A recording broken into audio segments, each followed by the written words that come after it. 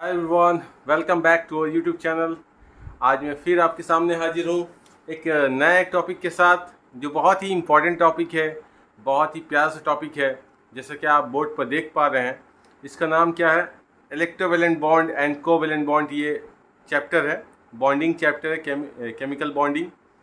तो आप देखिए यहाँ पर हम लोग सबसे पहले एक टॉपिक लेते हैं जिसका नाम है इलेक्ट्रोवैलेंट बॉन्ड और ionic bond and electrovalent compound और आयोनिक कंपाउंड। इसके बारे में हम लोग सीखते हैं, इसका फॉर्मेशन कैसे होता है इसे हम लोग देखने जा रहे हैं।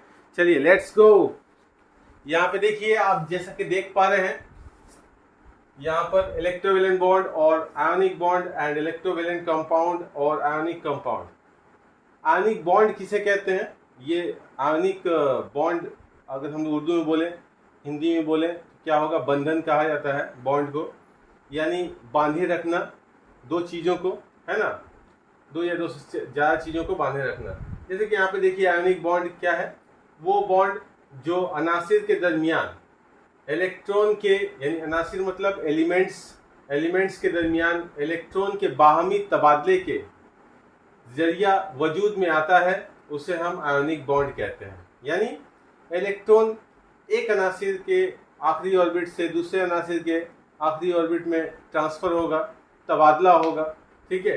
जो आपस में तबादला, लेन देन तबादला होगा, उससे क्या बनेगा? आयोनिक बॉन्ड वजूद में आएगा, ठीक है। ये दरअसल जो आयोनिक बॉन्ड होता है, ये दरअसल इलेक्ट्रोस्टैटिक फोर्स ऑफ अट्रैक्शन के थ्रू काम करता है। उसे हम लोग देखेंगे अभी। ये आयोनिक कंपाउंड में आयोनिक बॉन्डिंग कैसे होता है उसे हम लोग एग्जाम्पल के जरिए समझने की कोशिश करेंगे। देखिए, उससे पहले हम लोग आयोनिक कंपाउंड देख लेते हैं। वो क्या है? वो मुरक्कबात, यानी वो कंपाउंड जिनके अनासिर आयोनिक बॉन्ड के जरिए जुड़े होते हैं, उन्हें हम क्या कहते हैं? आयोनिक कंपाउंड कहते हैं। मिसाल के तौर पर sodium chloride, magnesium chloride MgCl2, calcium oxide, okay, वगैरह बहुत सारे हैं कंपाउंड। इसका एक पहचान बता देता हूं मैं, अक्सर देखने में आता है। इसके एक पहचान में बता देता हूं कि आयोनिक कंपाउंड का पहचान होता है कि एक धातु जरूर होगा। जैसे कि सोडियम एक मेटल है, मैग्नीशियम मेटल है, कैल्शियम मेटल है, तो एक धातु आपको जरूर रहेगा उस कंपाउंड में। इससे आप समझ जाइएगा कि वो जो कंपाउंड है किस बॉन्ड के जरिए जुड़ा हुआ है? आयोनिक बॉन्ड के जरिए जुड़ा हुआ है, ठीक है। तो चलिए हम लोग देखते हैं ये आयोनिक बॉन्ड का फॉर्मेशन कैसे होता है, इसकी तश्कील कैसे होती है। देखिए, सबसे पहले हम एग्जांपल लेते हैं, चलिए, NaCl की। NaCl क्या बोलते हैं इसको? सोडियम क्लोराइड इसको पढ़ते हैं हम लोग। इसका नेम है सोडियम क्लोराइड, ठीक है। जैसा कि आप देख पा रहे हैं आप लोग, NaCl सोडियम का एटॉमिक नंबर होता है कितना? बोलिए। सोडियम का एटॉमिक नंबर होता है 11, ओके। तो 11 एटॉमिक नंबर होता है। तो इसका इलेक्ट्रॉनिक कॉन्फ़िगरेशन देख लेते हैं। फर्स्ट ऑर्बिट में 2 इलेक्ट्रॉन, सेकेंड ऑर्बिट में 8, ठीक है, बचा एक जो लास्ट ऑर्बिट में, थर्ड ऑर्बिट में इसका 1 इलेक्ट्रॉन होता है, ठीक है। उसी तरह दूसरी तरफ क्या है? क्लोरीन से बना है Cl का होता है एटॉमिक नंबर 17, ठीक है। इसका जो इलेक्ट्रॉनिक कॉन्फ़िगरेशन होगा, यानी इलेक्ट्रॉन की सजावट होगी, वो क्या होगी? 2, 8, 7, ठीक है। देखिए, याद रखिएगा, कोई भी एलिमेंट होता है वो अपने आखिरी मदार पर 8 इलेक्ट्रॉन रखना चाहता है, यानी ऑक्टेट अपना कंप्लीट करना चाहता है। तो ऑक्टेट कंप्लीट करने के लिए या तो वो इलेक्ट्रॉन खोता है या इलेक्ट्रॉन दूसरे एलिमेंट से हासिल करता है, ठीक है, ठीक है। या ऐसा होगा कि शेयरिंग के जरिए वो अपने ऑक्टेट को कंप्लीट करे, जो कि अभी हम लोग नेक्स्ट जो टॉपिक पढ़ेंगे जिसका नाम है कोवैलेंट बॉन्ड, उसको पढ़ेंगे तो वहां समझ में आएगा। अभी हम लोग देखते हैं। देखिए, सोडियम अपने आखिरी मदार पे 1 इलेक्ट्रॉन जो रखा है, इसका हमेशा ही एक टेंडेंसी रहता है कि अपने आखिरी मदार का 1 इलेक्ट्रॉन खो दे। तो जैसे ही अगर हम लोग देखें, आखिरी मदार का इसका 1 इलेक्ट्रॉन अगर हम लोग सजा लेते हैं, मान लेते हैं ये इसका 1 इलेक्ट्रॉन है, सोडियम का 1 इलेक्ट्रॉन है। यहाँ सजा देता हूँ, चलिए अच्छे से लिख देता हूँ। सोडियम इसका 1 इलेक्ट्रॉन है, मान लीजिए ये इलेक्ट्रॉन है आखिरी मदार वाला, ठीक है। दूसरी तरफ हमारा क्या है? दूसरी तरफ हमारा है क्लोरीन Cl। इसके आखिरी मदार पे देखिए 2, 2, 4, 2, 6, एक 7 इलेक्ट्रॉन, आखिरी मदार वाला हम इलेक्ट्रॉन को ले लेते हैं। तो देखिए यहाँ 7 है। होगा क्या कि सोडियम अपने ऑक्टेट को कंप्लीट करने के लिए 8 रखने के लिए अपने एक इलेक्ट्रॉन खो देगा। ये खोएगा, किसको देगा? ये क्लोरीन को दे देगा। तो ऐसा करने पर देखिए, ऐसा करने पर क्या होगा? ऐसा करने पर यह होगा कि सोडियम में एक इलेक्ट्रॉन की कमी हो जाएगी।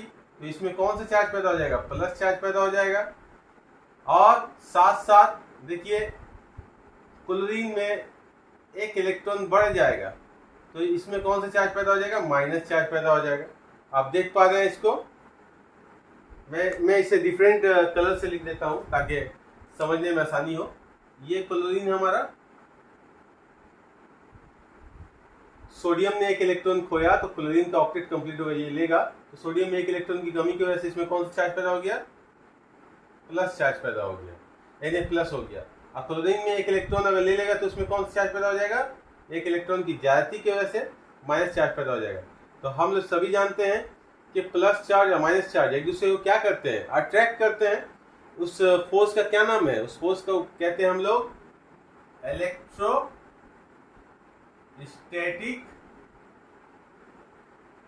इलेक्ट्रोस्टैटिक फोर्स ऑफ अट्रैक्शन कहते हैं। Okay, electrostatic force of attraction कहते हैं। तो ये फोर्स के जरिए ये दोनों जो चार्ज है एक दूसरे को खींचेंगे, खींच के क्या बनाएंगे? ये NaCl की तस्कीर करेंगे, यानी सोडियम क्लोराइड। ठीक है, तो सोडियम क्लोराइड में जो ये सोडियम और क्लोरीन जो आंसर है, एक दूसरे को एलिमेंट्स जो है एक दूसरे को बांध लिए ना एक दूसरे से। वो एक दूसरे से किस फोर्स के जरिए बांधे हैं? देखिए इलेक्ट्रोस्टैटिक फोर्स ऑफ अट्रैक्शन के जरिए एक दूसरे से जकड़ गए हैं। ये जकड़ने से एक कंपाउंड वजूद में आया जिसका नाम है क्या? Sodium chloride. ये एक आयोनिक कंपाउंड है। ठीक है, इसके अलावा भी अगर हम लोग एक मिसाल, दूसरी मिसाल अगर हम लोग लें तो देखते हैं। चलिए दूसरा मिसाल भी हम लोग देख लेते हैं। आइए एक और मिसाल ले लेते हैं। इसको मैं मिटा रहा हूं सिर्फ। ओके, सेकंड मिसाल ले लेता हूं हम लोग। चलिए दूसरा मिसाल लेते हैं। आइए देखिए, कैल्शियम ऑक्साइड का ले लेते हैं हम लोग। कैल्शियम ऑक्साइड, कैल्शियम ऑक्सीजन से मिलकर बना है ना। तो कैल्शियम एक तरफ हम लोग लिखते हैं। इसका कॉन्फ़िगरेशन जो होगा 2 8 8 2 होगा। ठीक है, ये ये दरअसल आपको 11 में या 12 में केमिस्ट्री पढ़िएगा साइंस लेकर के, तब इसको समझ में आएगा कि आखिरी मदार पर यहाँ पर 10 की जगह मैंने 8 क्यों रख दिया और 2 अगले मदार पर फेंक दिया। इसका अफबाउ प्रिंसिपल एक बोलकर होता है। ठीक है, वो आपको उससे पता चल जाएगा।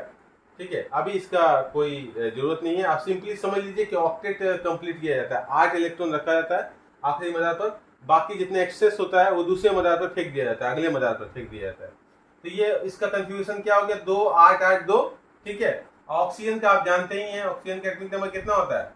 ऑक्सीजन का एटॉमिक नंबर आपका होता है 8 होता है। ठीक है, इसका कितना होता है? 20 होता है।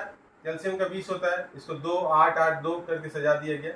इसका होता है 8। इसको अगर हम लोग सजाएंगे, पहला मदार पे 2, दूसरा मदार पे 6। आप देख पा रहे हैं, इसको अपने आखिरी मदार पर ऑक्टेट कंप्लीट करने के लिए कितना चाहिए? यानी स्टेबल होने के लिए कितना चाहिए? 2 इलेक्ट्रॉन की कमी है। और कैल्शियम अपने आखिरी मदार पर 8 इलेक्ट्रॉन बनाए रखने के लिए क्या करेगा? अपना 2 इलेक्ट्रॉन खो देगा। तो ये जब खोएगा अपना 2 इलेक्ट्रॉन, तो आप देखिए अगर हम लोग बोले कैल्शियम अपना 2 इलेक्ट्रॉन खोता है अगर, तो क्या बनाएगा? हम यहाँ ऐसे लिख देते हैं, एक एग्जांपल ऐसे कर देते हैं। ठीक है, 2 इलेक्ट्रॉन खोएगा तो क्या बना देगा? Ca plus plus double charge plus ion बना देगा। ठीक है, अच्छा ऑक्सीजन, देखिए ऑक्सीजन क्या करेगा? यही 2 इलेक्ट्रॉन को ले लेगा तो ऑक्सीजन में क्या चार्ज पैदा हो जाएगा? माइनस माइनस चार्ज पैदा हो जाएगा, डबल माइनस चार्ज। तो देखिए ये दोनों चार्ज आयन जो है, मतलब आयन जो है, ये क्या करेंगे? एक दूसरे को अट्रैक्ट करेंगे और अल्टीमेटली क्या बना देंगे? ये कैल्शियम ऑक्साइड बना देंगे।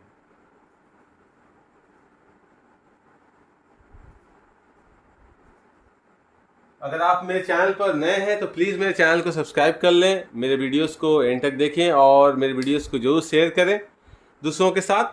चलिए हम लोग नेक्स्ट टॉपिक लेते हैं। इसी तरीके से मैग्नीशियम क्लोराइड भी बनेगा, आप देख लीजिएगा, ठीक है, खुद से कीजिएगा इसे। अगर कोई क्वेरी हो या कोई क्वेश्चन हो तो आप कमेंट बॉक्स में जरूर टाइप करें मुझे।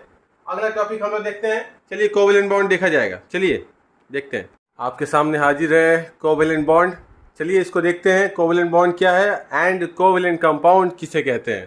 तो देखिए कोवेलेंट बॉन्ड क्या होता है, वो बॉन्ड जो अनासिर के दरमियान इलेक्ट्रॉन के बाहमी साझेदारी के जरिए वजूद में आता है उसे कोवेलेंट बॉन्ड कहते हैं। यानी आप देखिए एक चीज, इलेक्ट्रोवेलेंट बॉन्ड जो था वहां पर, यानी आयोनिक बॉन्ड जिसको बोलते हैं, वहां पे क्या था कि इलेक्ट्रॉन के बाहमी तबादले यानी ट्रांसफर ऑफ इलेक्ट्रॉन के बिना पर वो बॉन्डिंग वजूद में आया था। यहाँ पे क्या है कि इलेक्ट्रॉन जो वो बॉन्ड जो अनासिर के दरमियान इलेक्ट्रॉन के बाहमी साझेदारी यानी लेन देन, बाहमी साझेदारी, शेयर किए के जरिए वजूद में आता है, उसे हम लोग क्या कहते हैं, कोवेलेंट बॉन्ड कहते हैं। कोवेलेंट कंपाउंड किसे कहते हैं, वो मरकबात जिनके अनासिर कोवेलेंट बॉन्ड के जरिए जुड़े होते हैं उन्हें हम कोवेलेंट कंपाउंड कहते हैं। सिंपली आप इसको जान लीजिए, कंपाउंड जिस कंपाउंड में कोवेलेंट बॉन्ड पाया जाता है उसे हम लोग कोवेलेंट कंपाउंड कहेंगे। मिसाल के तौर पर मीथेन, अमोनिया, और भी नाम दे सकते हैं, नाइट्रोजन गैस है ना, नाइट्रोजन वगैरह वगैरह, ठीक है। तो देखिए हम लोग इसको कैसे, इसका तस्कील होता है, इस कोवेलेंट बॉन्ड का तस्कील कैसे होता है, ये शेयरिंग क्या है, इसको हम लोग समझते हैं, साझेदारी किसे कहते हैं, क्या होता है। तो देखिए सबसे पहले हम ले लेते हैं मीथेन, ओके। तो देखिए मीथेन जो है, मीथेन का फॉर्मूला क्या है, मीथेन, ओके। तो देखिए मीथेन का जो फॉर्मूला होता है वो क्या होता है, CH4 मीथेन का फॉर्मूला होता है। ये बनता कैसे, कोवेलेंट बॉन्ड इसमें कैसे आया, उसको हम लोग देखने जा रहे हैं। तो देखिए कार्बन हमारा जो होता है उसका एटॉमिक नंबर होता है 6, हाइड्रोजन जो होता है उसका एटॉमिक नंबर होता है कितना, 1, ठीक है। कार्बन को ऑक्टेट कंप्लीट करने के लिए कितना चाहिए, इसका पहले इलेक्ट्रॉनिक कॉन्फ़िगरेशन कर लेते हैं, 2 4, पहला मदार पे 2, दूसरा मदार पे 4, ये 6 इलेक्ट्रॉन सज गया इसका, और इसका पहला मदार पर 1 है, ठीक है। तो देखिए कार्बन को अपने आखिरी ऑर्बिट में कितना चाहिए, 8 कंप्लीट करने के लिए, ऑक्टेट कंप्लीट करने के लिए 4 इलेक्ट्रॉन चाहिए, ठीक है, तो 8 हो जाएगा।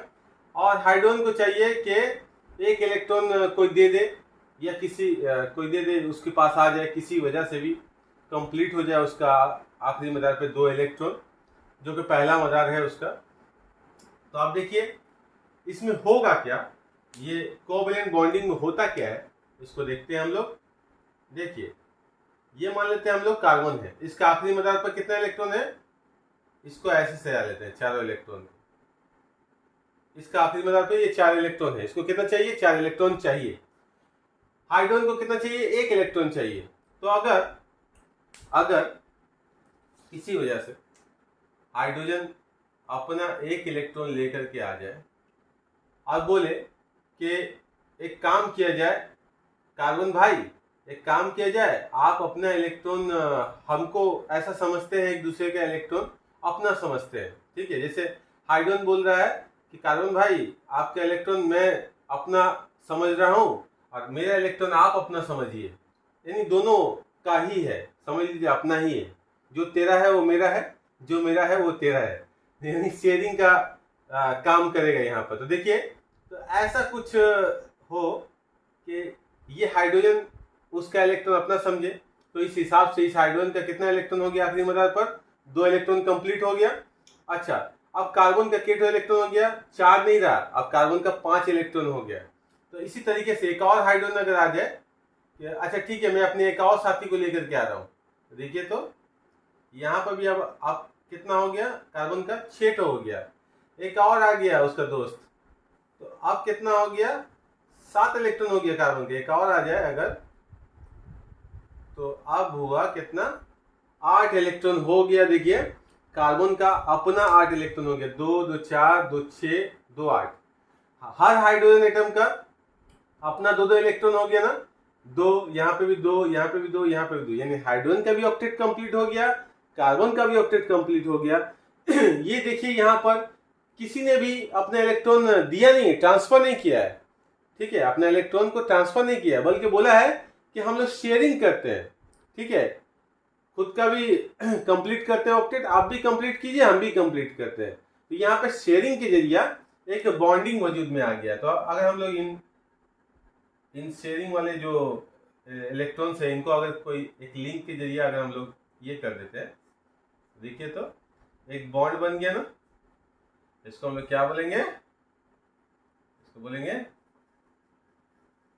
कोवेलेंट बॉन्ड, ठीक है, कोवेलेंट बॉन्ड कहा जाएगा। तो आप देखिए CH4 किस तरीके से कार्बन और हाइड्रोजन एक दूसरे से जुड़े हुए हैं एक बॉन्डिंग के जरिए, जो कि कोवेलेंट बॉन्ड है। यहाँ पर वहां पर बात कुछ और थी इलेक्ट्रोवेलेंट बॉन्ड में, वहां पर क्या था, इलेक्ट्रॉन तबादला हुआ था, जिसके नतीजे में आयन क्रिएट हुए थे, और ये आयन क्या एक दूसरे को क्या किए, इलेक्ट्रोस्टैटिक फोर्स ऑफ अट्रैक्शन के जरिए टान लिए, यानी कशिश कर लिए और जकड़ लिए एक दूसरे को बंधन में, ठीक है। तो यहाँ पर भी उसी तरीके कुछ काम हो रहा है, लेकिन यहाँ पे इलेक्ट्रॉन तबादला नहीं हो रहा है, आयनिक बॉन्डिंग नहीं हो रही है, यहाँ पे क्या हो रहा है, शेयरिंग हो रहा है, जिसके जरिए कोवेलेंट बॉन्ड वजूद में आ रहा है, ठीक है। दूसरा मिसाल लेते हैं हम लोग, आइए दूसरा मिसाल लेते हैं।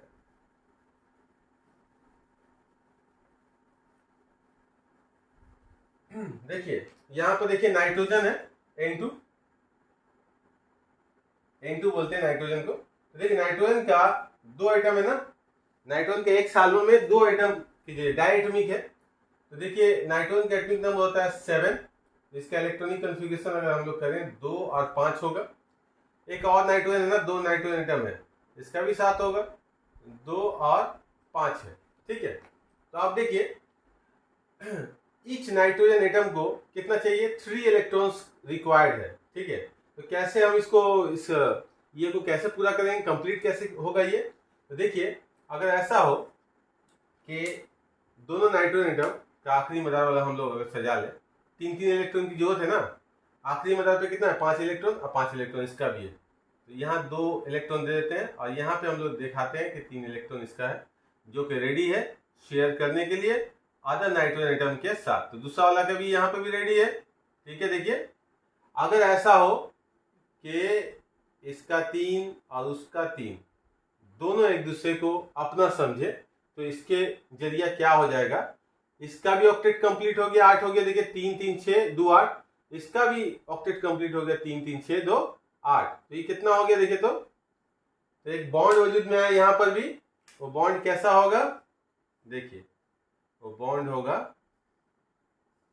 ट्रिपल बॉन्ड, ये कोवेलेंट बॉन्ड है, ठीक है, कोवेलेंट बॉन्ड है, ओके, समझ में आ गया होगा। एक और एग्जांपल है अमोनिया का है, उसको आप लोग कीजिए अपने से, ठीक है, ओके।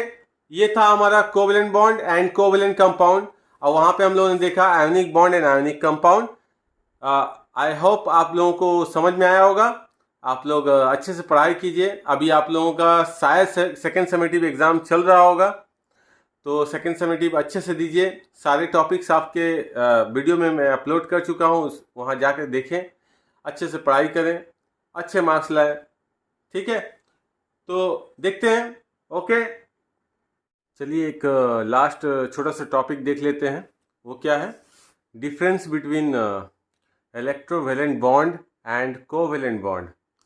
तो देखते हैं कोवेलेंट बॉन्ड और इलेक्ट्रोवेलेंट बॉन्ड के दरमियान फ़र्क देख लेते हैं, एग्ज़ाम में पूछता भी है ये। तो देखिए पहला फ़र्क क्या है, ये बॉन्ड अनासिर के दरमियान, कोवेलेंट बॉन्ड जो बोल रहे हैं, ये बॉन्ड अनासिर के दरमियान इलेक्ट्रॉन के बाहमी साझेदारी से वजूद में आता है, जो डेफिनेशन है, ठीक है, उसी के मुताबिक लिख दिए। और इलेक्ट्रोवेलेंट बॉन्ड में क्या है, ये बॉन्ड अनासिर के दरमियान इलेक्ट्रॉन के बाहमी तबादले से वजूद में आता है, ठीक है। दूसरा क्या है, कोवेलेंट बॉन्ड इनसे बल्कि रो नहीं गुजर सकती है, ये बैड कंडक्टर होते हैं इलेक्ट्रिसिटी का, ठीक है। और 2 नंबर जो है इसका हम लोग देखते हैं इलेक्ट्रोवेलेंट बॉन्ड का, पिघली हुई हालत में यानी मोल्टेन स्टेट में इनसे बल्कि रो आसानी से गुजर जाती है, ठीक है। ये गुड कंडक्टर होते हैं, वो बैड कंडक्टर होता है। इसलिए आप देखिए इलेक्ट्रोवैलेंट बॉन्ड तो आयन से मिलकर बना है, पिघली हुई हालत में ये आयन में टूट जाते हैं, और आयन जो होते हैं बहुत अच्छा कैरियर होते हैं किसके लिए, बरकीरो ले जाने के लिए। और ये टूटते नहीं है आयन्स में कोवलेंट बॉन्ड जो है, इसलिए ये बरकीरो का जो है ये नाकिस मोसिल होते हैं, यानी बैड कंडक्टर होते हैं। ठीक है। 3 नंबर देखिए, इनका नुक्ता पिघलाव और नुक्ता उबाल बहुत कम होता है। कोवलेंट बॉन्ड का नुक्ता पिघलाव और नुक्ता उबाल बहुत कम होता है। जो कोवलेंट बॉन्ड से बने जो कंपाउंड होते हैं, मुरक्कबात होते हैं, ओके, उनका नुक्ता पिघलाव और नुक्ता उबाल बहुत कम होता है। 3 नंबर में इसका क्या है इलेक्ट्रोवैलेंट का, इनका नुक्ता पिघलाव और नुक्ता उबाल बहुत ज़्यादा होता है। वो कंपाउंड जिनमें इलेक्ट्रोवैलेंट बॉन्ड पाए जाते हैं उनका नुक्ता पिघलाव और नुक्ता उबाल बहुत ज़्यादा होता है। क्यों होता है, आपको बता दें कि जो इलेक्ट्रोवैलेंट बॉन्ड होते हैं वो उनके जो अनासिर हैं वो इलेक्ट्रॉन के तबादले की बिना पर चार्जेस पैदा हो जाते हैं, आयन बन जाते हैं, और दो आयन्स के बीच में इलेक्ट्रोस्टैटिक फोर्स ऑफ अट्रैक्शन काम करता है, जिसके वजह से आप देखिए जो इलेक्ट्रोवैलेंट बॉन्ड है वो बहुत स्ट्रॉन्ग बॉन्डिंग हो जाता है कोवैलेंट बॉन्ड के बनिस्बत। इसलिए इलेक्ट्रोवैलेंट जो कंपाउंड है उनका नुक्ता पिघलाव और नुक्ता उबाल बहुत ज़्यादा होता है। ठीक है, आज के लिए इतना ही रहने देते हैं। नेक्स्ट वीडियो में हम लोग फिर मिलेंगे। आप लोग तंदुरुस्त रहें, हेल्दी रहें, और जमकर पढ़ाई करें, बहुत अच्छे से पढ़ें, और सारे चीज़ों को, इन्फॉर्मेशन को एक जगह करें, और दूसरों के साथ भी शेयर करें, इन्फॉर्मेशन दें अदर्स के साथ। आप सबका बहुत बहुत शुक्रिया मेरे साथ बने रहने के लिए। मेरे वीडियोस को एंड तक देखा करें, शेयर करें, लाइक करें, कमेंट्स करें, इससे मुझे हिम्मत मिलती है। आप सबकी सपोर्ट की बहुत ज़रूरत है। और नेक्स्ट वीडियो में हम लोग फिर मिलते हैं। चलिए, तब तक के लिए thank you everyone, thanks for watching.